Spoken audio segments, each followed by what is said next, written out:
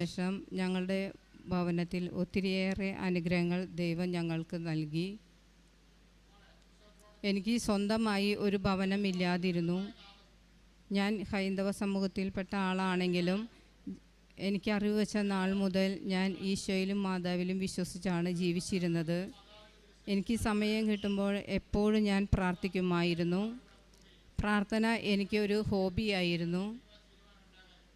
എനിക്ക് ഒരു ഭവനം വേണമെന്ന് ഞാൻ മാതാവിനോട് എന്നും മുട്ടിന്മേൽ നിന്ന് പ്രാർത്ഥിക്കുമായിരുന്നു.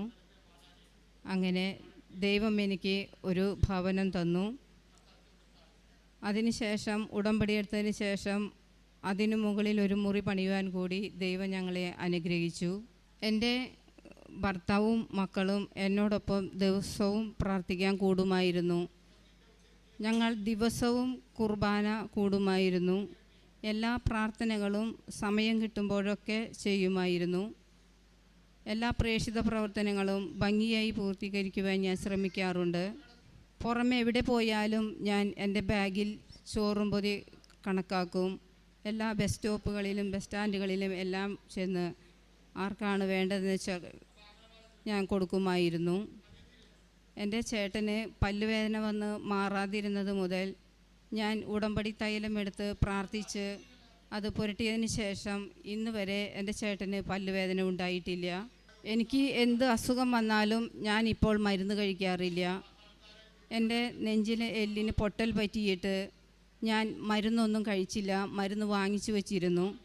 എനിക്ക് നല്ല വിശ്വാസമാണ് നേർച്ച വസ്തുക്കളിൽ. ഞാൻ തൈലം പുരട്ടി പ്രാർത്ഥിച്ചു. ഉടമ്പടി ധ്യാനം കൂടിയിരിക്കുമ്പോൾ എനിക്ക് അച്ഛൻ വിളിച്ചു പറഞ്ഞു, എല്ലിന് പൊട്ടൽ പറ്റിയിരിക്കുന്ന ഒരാളെ ദൈവം സുഖപ്പെടുത്തുന്നതെന്ന്. അത് ഞാനായിരുന്നു. എൻ്റെ ചേട്ടൻ മരത്തിൽ നിന്നും വീണ് 2 കാലും ഓപ്പറേഷൻ കഴിഞ്ഞ് കിടക്കുകയായിരുന്നു. ഹോസ്പിറ്റലിൽ ആയിരുന്നപ്പോൾ ഞാൻ മാതാവിനെ എപ്പോഴും വിളിച്ചു കൊണ്ടിരുന്നു. എല്ലാവരും പറഞ്ഞു 20 ദിവസം കഴിഞ്ഞിട്ടേ ഓപ്പറേഷൻ നടക്കൂ എന്ന്. ഞാൻ മാതാവിനോട് പറഞ്ഞു, ഞങ്ങളുടെ കാര്യത്തിൽ ഒന്ന് ഇടപെടും മാതാവേ എന്ന്. അപ്പോൾ തന്നെ ഡോക്ടർ പറഞ്ഞു നാളെ ഓപ്പറേഷനാണെന്ന്. ഓപ്പറേഷൻ കഴിഞ്ഞ് പിറ്റേ ദിവസം ഞാൻ മാതാവിനോട് പറഞ്ഞു എത്രയും വേഗം ഞങ്ങൾക്ക് വീട്ടിൽ പോകണമെന്ന്.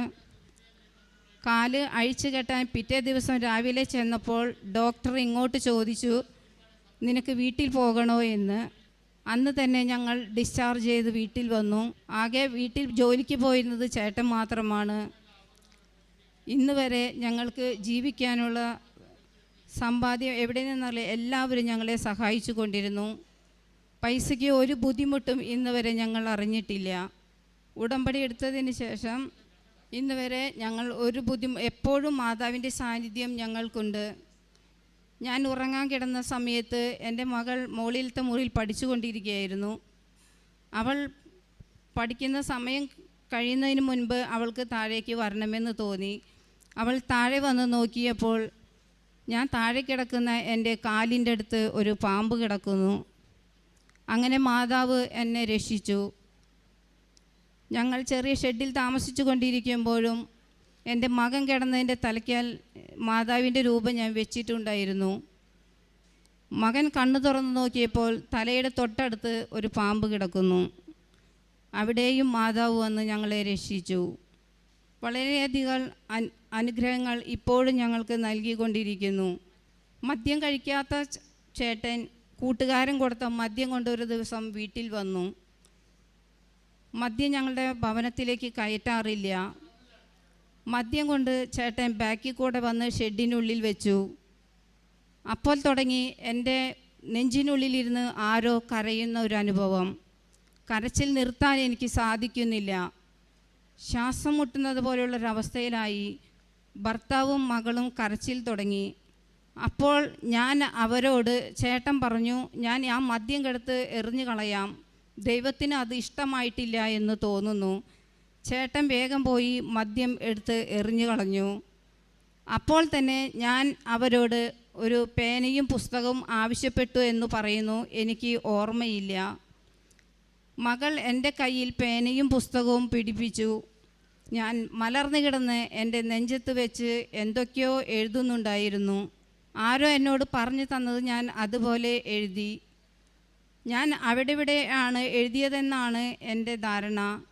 ഞാൻ എഴുതി കഴിഞ്ഞ് എൻ്റെ മകൾ എൻ്റെ കയ്യിൽ നിന്നും അത് വാങ്ങിച്ചു. അത് വായിച്ചപ്പോൾ അതിൽ എഴുതിയിരിക്കുന്നത് ഇപ്രകാരമാണ്: എൻ്റെ പിഴ, എൻ്റെ പിഴ, എൻ്റെ വലിയ പിഴ എന്ന്. അവർ നോക്കിയപ്പോൾ ഞാൻ നല്ല ഭംഗിയിൽ വടിവൊത്ത അക്ഷരത്തിൽ ഉരുട്ടി എഴുതിയിരിക്കുന്നു. ചേട്ടൻ അത് 5 പ്രാവശ്യം അവിടെ ഇരുന്ന് സ്തുതിച്ചുകൊണ്ട് തെറ്റു പറഞ്ഞു. ആ നിമിഷം ഞാൻ നോർമലിലായി. ഇന്ന് വരെ അതിനുശേഷം മദ്യം ഞങ്ങളുടെ ഭവനത്തിൽ കയറ്റിയിട്ടില്ല. ഇപ്പോഴും ഞങ്ങൾ മുടങ്ങാതെ ദിവസവും കുർബാന കൂടും. രാവിലെ കൂടാൻ സാധിച്ചില്ലെങ്കിൽ ഞങ്ങൾ രാത്രിയാണെങ്കിലും കുർബാന കൂടിയിട്ടേ ഞങ്ങൾ കിടന്നുറങ്ങാറുള്ളൂ. ഓൺലൈനിലൂടെയാണ് കൂടുന്നത്. ഇത്രയേ ഉള്ളൂ.